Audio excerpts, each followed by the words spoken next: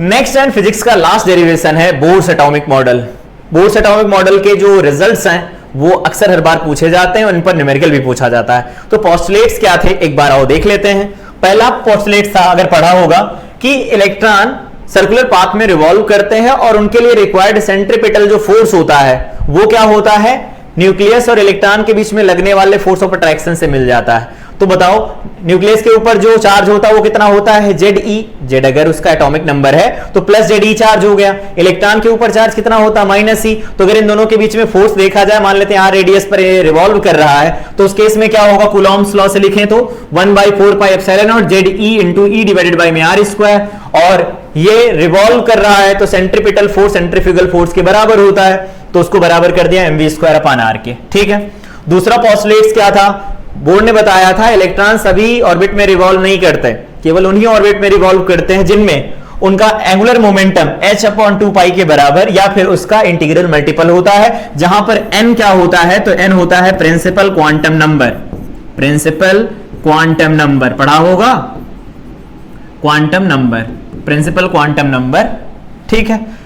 Third postulates क्या था, third postulate था कि अपनी स्टेशनरी ऑर्बिट में रिवॉल्व करता हुआ इलेक्ट्रॉन कभी भी एनर्जी को ना तो एब्जॉर्ब करेगा ना ही एमिट करेगा। ठीक है। लेकिन इलेक्ट्रॉन एनर्जी को एब्जॉर्ब करेगा, एमिट करेगा जब वो एक एनर्जी लेवल से दूसरे एनर्जी लेवल में ट्रांजिशन करेगा। मतलब एक एनर्जी लेवल से दूसरे एनर्जी लेवल में जब इलेक्ट्रॉन जाएगा तो वो एनर्जी या तो एब्जॉर्ब करेगा या तो एनर्जी को एमिट करेगा। वो कब एब्जॉर्ब करेगा, कब एमिट करेगा, आओ एग्जांपल से देख लेते हैं। मान लो ये इलेक्ट्रॉन है, हायर एनर्जी स्टेट में है, लोअर में जाना चाहता है, तो हायर में है तो हायर की एनर्जी तो ज्यादा है ना, लोअर की एनर्जी कम है, तो अपनी एनर्जी कम करना चाहता है। तो E1 और E2 दोनों ऊर्जाएं हैं, एनर्जीज है, यहां पर E1 है, यहां पर E2 दिया गया, तो इन दोनों के बीच का गैप क्या होगा, E2 - E1 की एनर्जी का गैप आएगा।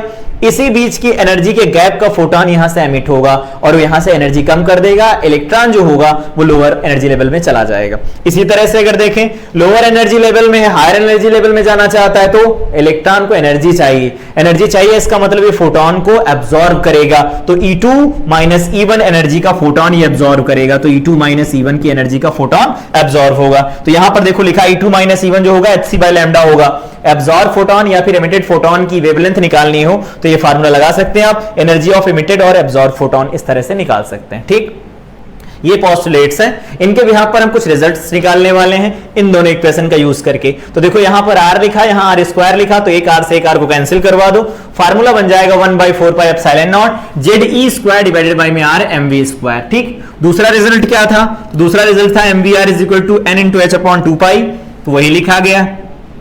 अब यहां पर हम रेडियस कैलकुलेट करना चाहते हैं, तो हमने क्या किया, इस फार्मूले से हमने v की वैल्यू निकाल ली।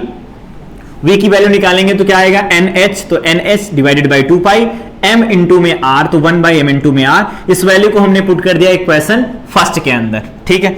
तो इसके हम नहीं, हाँ v की वैल्यू, हाँ इक्वेशन फर्स्ट में पुट किया, तो यहां पर ये जैसा लिखा था लिख दिया, हाँ यहां पर m लिखा था, v का स्क्वायर, तो इसका स्क्वायर कर दिया, तो n² h² आ गया, यहां पर 4π², यहां पर m² r, एक r से r देखो कैंसिल हुआ, पाई से पाई, 4 से 4 कैंसिल हुआ, r का रिजल्ट जो आया वो आया ε0 h² divided by pi m e² into में n²/z। यहां से देख सकते हैं r जो है डायरेक्टली प्रोपोर्शनल है n² के, और r जो है वो इनवर्सली प्रोपोर्शनल है किसके, z के, इनवर्सली प्रोपोर्शनल है। तो ये रिजल्ट भी याद रखेंगे, सही है।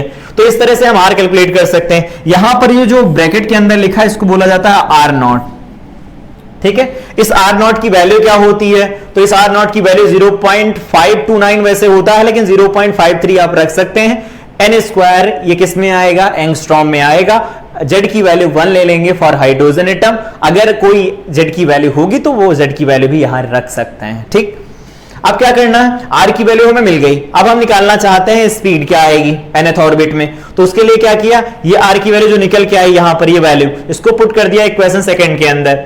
इस सेकंड इक्वेशन में पुट करोगे तो हाफ यहां पर लिखा गया mvr, तो mvr की वैल्यू रख दिया, nh/2π था, यहां जो कैंसिल हो रहे हैं उन सबको देखो कैंसिल करवा दिया, m से ये m कैंसिल हो गया, यहां से एक n से एक n कैंसिल, एक h से एक h कैंसिल, यहां देखो पाई से पाई कैंसिल हो गया, जो बचा वो बचा यहां पर v = e²। देखो e² क्यों आएगा, v की वैल्यू लिखोगे तो ई स्क्वायर इधर जाएगा, तो ई स्क्वायर डिवाइडेड बाय में 2, एप्सिलॉन नॉट देखो 2 है, एप्सिलॉन नॉट नीचे चला जाएगा, h चला जाएगा नीचे, यहां पर z बाई n बनेगा। ठीक है, अब ये भी देखो कांस्टेंट है, अगेन h प्लैंक कांस्टेंट है, वैल्यू जानते होंगे, सारी वैल्यू अगर पुट कर दी जाए, सॉल्व किया जाए तो ये रिजल्ट निकल के आता है। इस ब्रैकेट की वैल्यू होती 2.16 भी होता है, आगे into 10 to the power 6 z by n लिखा जाता है, मीटर पर सेकंड में ये वैल्यू आती है, इस बात का ध्यान रखना है। ठीक है, लेकिन अगर मान लो हमारे पास हाइड्रोजन एटम दिया गया होगा तो z की वैल्यू 1, तो यहां पर v is equal to 2.1 into 10 to the power 6 divided by में n मीटर पर सेकंड निकल के आएगा, यहां पर n की वैल्यू रख देना, मिल जाएगी स्पीड उस ऑर्बिट के अंदर। अगला क्या है, अगला है काइनेटिक एनर्जी कैसे निकाल सकते हैं। तो काइनेटिक एनर्जी के लिए यहां आओ, जो हम लोगों ने फार्मूला लिखा है, यहां पर ये लिखा गया है 1/4 पाई एप्सिलॉन। वैसे काइनेटिक एनर्जी अगर हम लिखें तो हाफ mv स्क्वायर होती है। देखो यहां से हाफ mv स्क्वायर की वैल्यू क्या है, तो यहां पर 1/2 कर दो इधर, 1/2 कर दो इधर, तो 1/4 pi epsilon not z e square by r है, 1/2 इधर लगा दो, 1/2 इधर लगा लो, हाफ mv स्क्वायर बन जाएगा। तो हमने जो उधर लिखा था वो लिख दिया, उसके आगे हाफ लगा लिया। ठीक है, हमने कहा चलो r की वैल्यू पुट करो, तो r की वैल्यू तो पता है, epsilon not n square h square divided by pi m z e square, ये वैल्यू यहां पर पुट कर दी गई। जैसे वैल्यू पुट किया गया, पाई से पाई कैंसिल हुआ, हमारे पास काइनेटिक एनर्जी का एक रिजल्ट निकल के आया, m e raise to the power 4 8 epsilon naught square h square z square by n square, ये वैल्यू निकल के आई। ये तो काइनेटिक एनर्जी हो गई। पोटेंशियल एनर्जी अगर लिखी जाए तो दो चार्ज पार्टिकल हैं, उनकी पोटेंशियल एनर्जी लिखना हो तो पता होगा 1/4 pi epsilon not q1 q2 by r। तो q1 मतलब क्या है, न्यूक्लियस पर कितना चार्ज है, तो प्लस Ze, और इलेक्ट्रॉन पर माइनस ही होता है, और एनर्जी है वो स्केलर क्वांटिटी, हमें साइन के साथ वैल्यू पुट करनी पड़ेगी, तो साइन के साथ पुट कर दिया, डिवाइडेड बाई में r हो गया। r की वैल्यू अगेन पुट कर देंगे हम यहां से, तो u की वैल्यू क्या निकल के आ जाएगी, minus m e raise to the power 4 divided by 4 epsilon naught square h square z square by n square बन जाएगा। ठीक है, मतलब ये जितना आएगा ये उससे ज्यादा आएगा, बस निगेटिव रहेगा। टोटल एनर्जी क्या होगा, दोनों एनर्जी का सम होगा, दोनों को जोड़ लो, जोड़ दिया इनको, तो अगर इनको हम ऐड करेंगे तो मिलेगा E is equal to minus m e raise to the power 4 upon 8 epsilon naught square h square z square by n square.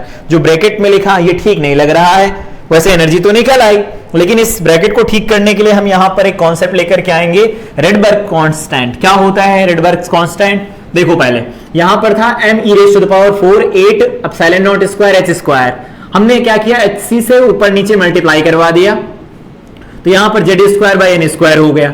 अब हमने क्या किया, यहां का जो hc था इसको कंबाइन करवा लिया, ऊपर वाला hc जो था उसको बाहर निकाल लिया, तो minus m e raise to the power 4 8 epsilon naught square h cube c, जिसको हम बोलेंगे रेडबर्ग कांस्टेंट। इसकी वैल्यू होती 1.097 into 10 to the power 7 meter inverse. ठीक, और यहां पर बन जाएगा hc z square by n square, तो जैसे ही हम इसको r लिखेंगे तो बन जाएगा minus r hc z square by n square, ये वैल्यू बन गई। अब हम यहां पर वैल्यू पुट करेंगे हाइड्रोजन एटम के लिए, z की वैल्यू 1, तो ये बन जाएगा। अगर मान लो हम E की वैल्यू दो अलग अलग केस में अप्लाई कर लें, दो अलग अलग केस का क्या मतलब है, जैसे मान लो हमने कहा E1 एनर्जी लेवल के लिए n is equal to 1 energy level, n is equal to 2 energy level के लिए बात करें तो n1 के लिए हमने अप्लाई कर लिया, n2 के लिए अप्लाई कर लिया, दोनों केस की एनर्जी लिख ली। अब मान लो इलेक्ट्रॉन ट्रांजिशन करता है एनर्जी लेवल 1 से 2 में, 2 से 1 में, जो भी करेगा, अगर हायर से लोअर में आएगा तो फोटोन एमिट करेगा, लोअर से हायर में जाएगा फोटोन एब्जॉर्ब करेगा। तो उस फोटोन की वेवलेंथ कैसे निकाल देंगे, तो इन दोनों का गैप ले लो, दोनों का गैप लिया, तो जैसे हम E2 माइनस E1 करेंगे, ये माइनस ये करेंगे तो ये प्लस हो जाएगा, तो इसको पहले लिख दिया और इस वाले को बाद में लिख दिया। E2 माइनस E1 क्या होता है एनर्जी, तो एनर्जी फोटोन की लिखी जाती है hc बाई लैम्डा से, यहां hc से ये hc कैंसिल हो जाएगा, बन जाएगा 1 by lambda is equal to r 1 by n1 square minus 1 by n2 square. Hydrogen spectrum की जो सीरीज चलती है इसी से लैम्डा निकाला जाता है, याद रखेंगे इसे।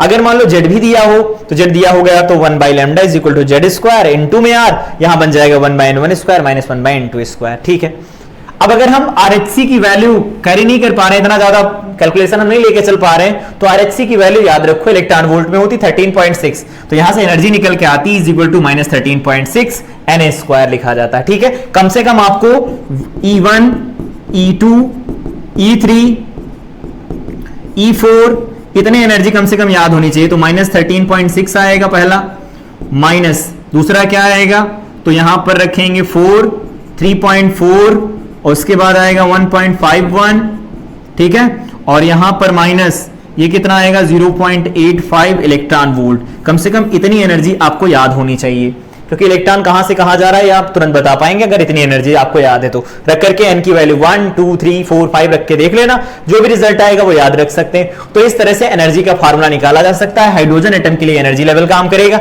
अगर कोई और होगा तो यहां पर कुछ और नहीं, Z² और आ जाएगा, बाकी सेम रहेगा सब कुछ। ठीक, इसमें जो बोर्ड में इस बार क्वेश्चन बना था वो और डिस्कस कर लेते हैं। पूछा था टाइम पीरियड जो होता है nth ऑर्बिट में रिवॉल्व करते हुए इलेक्ट्रॉन का, वो n क्यूब के डायरेक्टली प्रोपोर्शनल होता है। तो प्रूफ कैसे करेंगे? t इज इक्वल टू क्या होता है, time period is equal to distance upon speed. तो डिस्टेंस क्या है, r रेडियस अगर है ऑर्बिट की तो 2πr/v होगा। तो 2π तो ठीक है, r की वैल्यू इतनी रखेंगे और v की वैल्यू उल्टा करके ये रख देंगे। ठीक, अब यहां से अगर हम सॉल्व करेंगे इसे तो बनेगा t is equal to 4 epsilon naught square h cube divided by में m e raise to the power 4 n cube by z²। Hydrogen atom के लिए हम z को 1 रखने वाले हैं, तो देखो t जो होगा वो डायरेक्टली प्रोपोर्शनल आएगा n क्यूब के। यही प्रूफ करना था 2023 यूपी बोर्ड का क्वेश्चन था ये।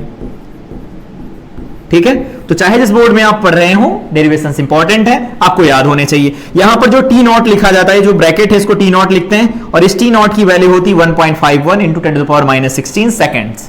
ठीक है, लीनियर फ्रीक्वेंसी की बात करें तो एफ क्या होता है, टाइम पीरियड का रेसिप्रोकल। तो 1/t लिख दो, 1/t मतलब इसको उल्टा कर दो, तो यहां देखो एफ जो निकल के आएगा वो n क्यूब के इनवर्सली प्रोपोर्शनल निकल के आएगा। तो इस रिजल्ट से हमें ये पता लगता है कि टाइम पीरियड n क्यूब के डायरेक्टली प्रोपोर्शनल, फ्रीक्वेंसी के इनवर्सली प्रोपोर्शनल होता है। और साथ में यहां पर जो एनर्जी निकल के आती E वो n² के इनवर्सली प्रोपोर्शनल होती है, Z² के डायरेक्टली प्रोपोर्शनल होती है, ऐसा बोल सकते हो। यहां एनर्जी ही है, यहां पर बोल सकते हैं कि जो V होता है डायरेक्टली प्रोपोर्शनल होता है 1/n के, Z/n होता है 1/n के होता है, और यहां पर R डायरेक्टली प्रोपोर्शनल होता है n² के। तो इस तरह से हम इंपॉर्टेंट रिजल्ट्स कैलकुलेट कर सकते हैं। इस तरह से पूरा डेरिवेशन किया जा सकता है। आई थिंक सारे डेरिवेशन समझ में आए होंगे अब तक जो हम लोगों ने किए हैं। पूरी सीरीज यहां पर कंप्लीट हो गई। फिजिक्स सेकेंड ईयर के जितने भी डेरिवेशन थे क्लास 12th के, आप चाहे जिस बोर्ड में पढ़ रहे हो, यहां जितने भी डेरिवेशन थे इंपॉर्टेंट वाले, वो सारे के सारे करवा दिए गए। फिर भी अगर आपको कोई डेरिवेशन पूछना है तो कमेंट सेक्शन में जाकर के पूछ सकते हैं। मिलते हैं अगली क्लास में। Till then I wish you all the best.